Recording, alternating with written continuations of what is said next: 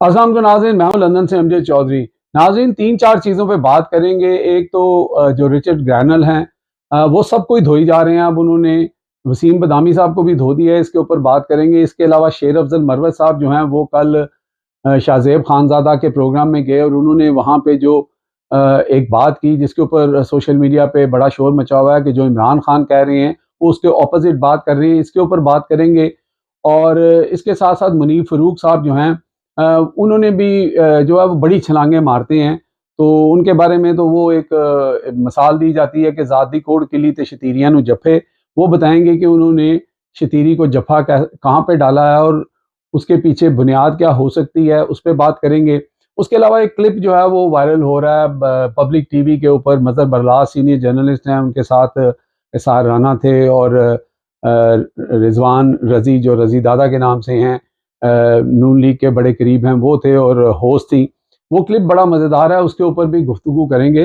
तो सबसे पहले हम बात करते हैं कि जो इस वक्त रिचर्ड ग्रैनल हैं उनके बारे में। जो जमील फ़ारूकी साहब हैं, जर्नलिस्ट हैं, उन्होंने ये दावा किया है कि जो ओवरसीज़ पाकिस्तानी हैं जो बड़े असर रखते हैं और जिनका रिचर्ड ग्रैनल के साथ भी तल्लक है, शायद जिनकी तस्वीर आई थी और इस तरह के कोई लोग होंगे, तो उसके ऊपर उन्होंने कहा कि जनाब, उनके बारे में अब ये सोचा जा रहा है कि वो जो स्पेशल एलची की उनको वो दी जा रही थी पोजीशन, उनकी पोजीशन को चेंज करके शायद उनको सेक्रेटरी ऑफ स्टेट का ओहदा दे दिया जाए। तो अगर ऐसा होता है तो ये बहुत बड़ी बात होगी और फिर इन लोगों के लिए मज़ीद झटके हैं। लेकिन ये उनकी इंफॉर्मेशन है, मुसद्दक़ा बात नहीं है। तो देखते हैं कि इसके ऊपर क्या होता है। तो मुनीर फ़ारूक साहब जो हैं उन्होंने जो है वो एक कहीं जुमला कहा है कि जनाब, ट्रंप जो है वो अगर 100 दफ़ा भी प्रेसिडेंट बन जाए, इमरान खान जेल से नहीं छूटेंगे। पहली बात तो ये है कि ये बहुत बड़ी स्टेटमेंट है, क्योंकि 75 साल से जो पाकिस्तान और अमेरिका के साथ जो हमारा एक तल्लक है कि बैकग्राउंड के ऊपर क्या कुछ होता है, सामने तो बहुत कुछ होता है। सामने तो आसफ़ अली ज़रदारी साहब की भी बात मशहूर है कि उन्होंने जाके वहाँ पे कहा कि जी आप ड्रोन करते रहें, हम यहाँ पे शोर मचाते रहेंगे। तो ये तो वो कहते हैं राह पे आ जाने थे वाह पे आ जाने। तो अगर फिर भी मुनीर फ़ारूक साहब को, क्योंकि वो स्पोक्समैन तो हैं ना, माउथपीस तो हैं वो, फिर भी अगर उनको इनका इतना कॉन्फिडेंस है, तो फिर वो लोगों को ये बताएँ कि फिर उसके अगेंस्ट दिया क्या जाएगा? अगर डोनाल्ड ट्रंप या रिचर्ड ग्रैनल या ये सारा जो शोर मचा हुआ है, इतना ओपन होके अमेरिका सामने आ गया, अगर वो कल कलां जो हैं वो ह्यूमन राइट्स के ऊपर बात नहीं करते, क्योंकि इमरान खान तो खुद जेल से रिहा नहीं होना चाहता। राना सनाउल्लाह साहब ने तो, जो उनका वायरल हुआ हुआ है कि उन्होंने तो यहाँ तक कह दिया कि भाई अगर आप बनी गाला नहीं जाना चाहते, आप शहर में आके रह लें, शहर से मुराद ज़मान पार्क है, वहाँ पे आके रह लें, लेकिन आप आराम से खामोशी से वहाँ पे रहें और हमें अपने 5 साल पूरे करने दें। इससे बड़ी ऑफ़र क्या हो सकती है? तो इमरान खान तो किसी भी डील को करने के लिए वैसे ही राज़ी नहीं है। तो यहाँ पे बात हो रही है कि जो पाकिस्तान के अंदर ह्यूमन राइट्स के मसले हैं, उनको कैसे टैकल करना है। तो खैर, मुनीर फ़ारूक साहब जो बात कर रहे हैं उसके पीछे अगर जाया जाए तो फिर शायद इज़राइल का जो मामला था, जो बाजवा साहब लोगों को कहते फिरते थे कि हमें क्या मसला है इज़राइल को एक्सेप्ट करने में, फिर इंडिया की बालादस्ती, फिर कश्मीर का मामला। तो फिर या तो ये चीज़ें प्लेट में रख के देने का कोई इरादा है, तो मुबैना तौर पर मैं कह रहा हूँ, तो या फिर जो मुनीब साहब हैं, वो वही काम कर रहे हैं कि ज़ात दी कोड़ किली ते शतीरियां नू जप्पे, बड़ी-बड़ी बातें कर रहे हैं। वसीम बदामी साहब का को भी जवाब दिया जी रिचर्ड ग्रैनल ने। उसमें गलती वसीम बदामी साहब की अपनी है, बीइंग ए जर्नलिस्ट उनको चीज़ों को पहले तो जो है वो बिल्कुल आइडेंटिफ़ाई करना चाहिए, तस्दीक करनी चाहिए और फिर हनीफ अब्बासी जैसे बंदे की बात पे यकीन करके कि हनीफ अब्बासी ने कह दिया कि जनाब, जो ये रिचर्ड ग्रैनल है ये बिज़नेस कर रहा है अपना गोल्ड स्मिथ के साथ और ये उसका दोस्त है, तो फिर आप अंग्रेजी में ट्वीट भी कर रहे हैं, फिर उसमें कॉमे भी नहीं डाल रहे और नीचे छोटा सा नाम हनीफ अब्बासी का लिख रहे हैं, तो लग तो यही रहा है कि आप ये बात कर रहे हैं। तो उन्होंने कहा कि आप कैसे जर्नलिस्ट हैं? अगर आप जर्नलिस्ट हैं तो आप चीज़ों की तस्दीक क्यों नहीं करते? तो अब लाजमी सी बात है, इसके ऊपर जो भी एक्सप्लेनेशन होगी वो वसीम बदामी साहब देंगे। इससे पहले भी वो एक दो सहाफ़ियों की तबीयत साफ़ कर चुके हैं। और इसके बाद हम आते हैं जी, शेर अफजल मरवत साहब जो हैं वो शाहज़ेब खानज़ादा के प्रोग्राम में थे और वहाँ पर शाहज़ेब ने कहा कि जनाब, कि ये जो सिविल नाफरमानी वाली तहरीक शुरू की है इमरान खान ने, इसके बारे में उन्होंने कहा जी वो अभी हतमी तौर पर शुरू नहीं हुई है, क्योंकि इमरान खान ने उसके ऊपर कोई भी रिटन जो या पार्टी ने उसके ऊपर कोई रिटन डिसीजन नहीं लिया है, क्योंकि हमारे मुज़ाकरात हो रहे हैं। अभी वो जो है वो एक हिस्सा हो सकती है, लेकिन वो अभी शुरू नहीं हुई है, जो कि बिल्कुल गलत बयानी कर रहे हैं शेर अफजल मरवत। अ, उनकी हमशीरा अलीमा खान जो हैं, उन्होंने 3 दिन पहले इमरान खान का ये पैगाम दिया, जब सहाफ़ियों ने सवाल किया उनसे कि जनाब आप मुज़ाकरात कर रहे हैं, तो ये इसका मतलब है कि ये जो तहरीक है ये अपना पोस्टपोन हो गई है। उन्होंने कहा बिल्कुल ऐसा नहीं है, जो मैंने कह दिया है सिविल नाफरमानी की कि ओवरसीज़ पाकिस्तानी जो हैं वो पैसा रेमिटेंस ना भेजें, वो बिल्कुल शुरू हो चुकी है 22 दिसंबर से।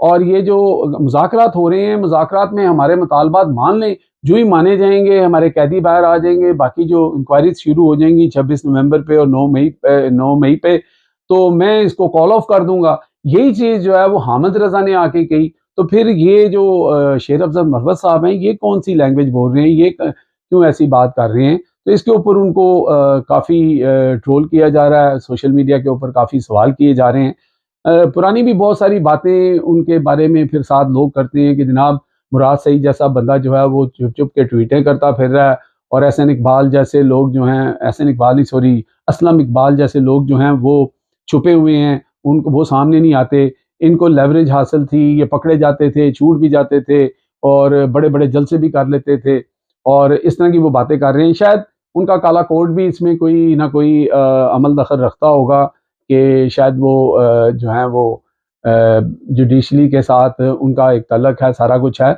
लेकिन फिर लोग इस तरह की बातें करते हैं, और इस तरह की जब आप स्टेटमेंट देंगे तो लोग उसमें ज़्यादा शक और शुबा करेंगे।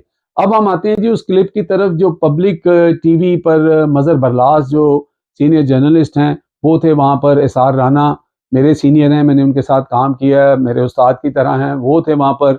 और रिजवान रज़ी, जिनको रज़ी दादा भी कहते हैं, ये लोग वहाँ पे थे। तो वहाँ पे मज़हर बरलास साहब ने जो बड़ा इंकशाफ किया वो ये किया कि जनाब जो कायद आज़म मोहम्मद अली जिन्ना है वो तो कराची में पैदा ही नहीं हुए। उनको तो 60 की दहाई में जो है वो कराची में पैदा किया गया। वो ठट्ठा के करीब कोई झिरक कस्बा है, उसके अंदर पैदा हुए थे। और फिर जो अपना कोई चीफ सेक्रेटरी थे हैदराबाद के, सिद्दीकी साहब, उन्होंने 60 की दहाई में जो है वो कहा जी इनको कराची में पैदा करना है, तो फिर वो कराची में हुए। और उन्होंने साथ एक और इंकशाफ किया कि 1955 तक हम जो अपना आज़ादी का दिन था वो 15 अगस्त को मनाते थे। और उन्होंने कहा किसी भी उस उम्र के बंदे को पूछ लें, ये 14 अगस्त में तो बाद में मनाया गया। जिस पे असार राना ने भी एक जुमला कसा। उन्होंने कहा कि यहाँ पे एक और लीडर है हमारे पंजाब के जो कायद आज़म के साथ अपनी सालगिरह मनाते हैं। उन्होंने कहा, मज़हर बरलास साहब ने कहा जी नवाज शरीफ साहब हैं, हालांकि वो जुलाई में पैदा हुए थे और वो 25 दिसंबर को मनाते हैं। तो जिस पर फिर वो जो होस्ट थी उन्होंने क्या लगाया, उन्होंने कहा कि ये काम बहुत देर से शुरू हुआ है, चीज़ें जो हैं बहुत देर से जो हैं, कोई कहाँ पे पैदा होता है और उसको कहाँ पे पैदा किया कर दिया जाता है। तो इस तरह एक फ़नी जो है वो क्लिप जो हुआ है। लेकिन चूँकि पाकिस्तान में इस तरह की हिस्ट्री हमें पढ़ाई गई है, सिलेबस में भी बताया गया है, तो ये चीज़ें बड़ी कॉमन यहाँ पे गिनी जाती हैं। लेकिन अब वक़्त बदल गया है। लोग ये भी सवाल करते हैं कि जनाब वो जो 9 मई का सारा जो बयानिया था, और 9 मई के अंदर वो जो जिन्ना हाउस एकदम से आ गया सामने, पहले वो कोर कमांडर हाउस था, तो फिर उसके ऊपर जो चीज़ें आपने देखा कि प्रेस कॉन्फ्रेंस के अंदर कल भी जो है बताया गया कि जनाब जो इसके मास्टरमाइंड है 9 मई के, उनको नहीं छोड़ा जाएगा। तो भाई मास्टरमाइंड को ज़रूर पकड़ना चाहिए अगर कोई मास्टरमाइंड है। लेकिन जब वहाँ पर वो खातून अंदलीब और मुराद रास और इस तरह के लोग जो हैं, जिनकी कोई फुटेज भी थी, कोई ऐसी बात कर रहे थे जिनके ऊपर एक सख्त केस बन सकता था, जब उन्होंने प्रेस कॉन्फ्रेंस करके तो वो वज़ू कर लिया और वो मुसलमान हो गए और उनके ऊपर कोई 9 मई नहीं है। तो 9 मई तो उसी दिन जो है वो उसका वो दफन हो गया था कि जहाँ पे इस तरह की डिस्क्रिमिनेशन आ जाए कि जो कह दे कि जनाब प्रेस कॉन्फ्रेंस कर दे वो केस से बाहर, और जो नहीं करेगा उसको 10-10 साल सज़ा। तो ये चीज़ें जो हैं फिर जब हैं, पब्लिक को उन चीज़ों को फिर ऑन नहीं करती, और पब्लिक जो है वो आजकल बड़ी तेज़ हो गई है और एक ग्लोबल विलेज बन चुका है। ये पुराना दौर नहीं है कि जंग के अखबार में कोई सुर्खी आ गई और 4 बंदों ने सुन ली और फिर उसी पे यकीन कर लिया। अब तो देख लें कि जो कल प्रेस कॉन्फ्रेंस हुई थी उसका कैसा पोस्टमार्टम चंद घंटों में हो गया, और एक-एक चीज़ जो जो ग्रे एरिया में थी वो लोग सामने ले आए कि भाई ये ऐसे नहीं हुआ था, ये ऐसे हुआ था। तो बेहतर यही होता है कि अपना जो फैक्ट होता है उसके ऊपर बात की जाए, क्योंकि फिर उसको चेंज नहीं किया जा सकता। सयाने कहते थे कि जब ज़ुबान से या मुँह से जब बात निकलती है तो फिर वो तीर की तरह होती है, फिर वो वापस नहीं आती। तो ये कुछ कहानियाँ थी जो आप तक पहुँचानी थी। हमारे चैनल को सब्सक्राइब कर लें ताकि हमारा और आपका साथ बना रहे, और लाइक भी कर लें, और बेल का जो आइकॉन है उसको ज़रूर प्रेस कर दें ताकि आपको नोटिफिकेशन जो है वो टाइमली मिल जाएगा। अब तक के लिए इतना ही। देखते रहें मेरा channel hit list by Amjad Chaudhary.